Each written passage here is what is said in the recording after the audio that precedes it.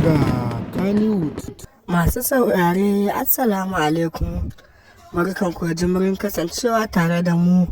Muna fatan idan wannan ne farkon shigo ka za ka danna mana subscribe, sannan ka taba mana alamar karuwa domin samun sababbin shirye-shiryenmu da zarar mun dora. Har a kullum da farashi ƙara hauhawa yake yi da kayan masarufi. Shugaban ƙasar Najeriya Ahmad Bola Tinubu ya gama shirin cewa za a rarraba wa kowane ɗan Najeriya 8,800 cash za a bashi. Wannan batu na 'yan Najeriya ya ja hankali, yana cewa taya za a yi a ce kowa zai samu 8,800.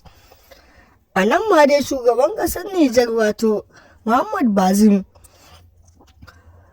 sojojin da suka yi juyin mulki a Nijar sun yi yunkurin mika Bazin a kotu sakamakon cewa Bazin ne ya haddasa duk wani abu da yake faruwa.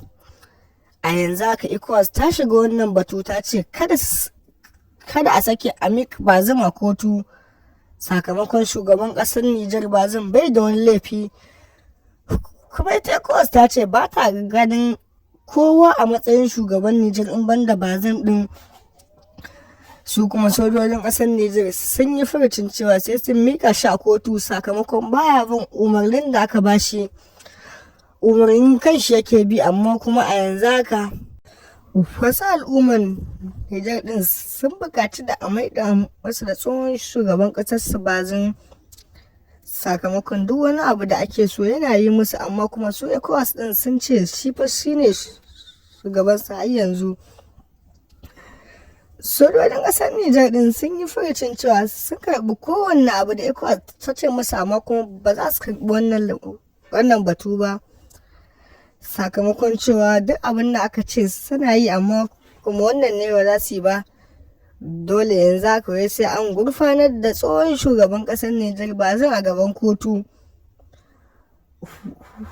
Wannan batu ne wanda muke kawo muku shi kai tsaye. Idan wannan ne farkon shigo ka za ka danna wani subscribing, sannan ka taba mana alamar karuwa domin samun sababbin shirye-shiryen mu muna dora.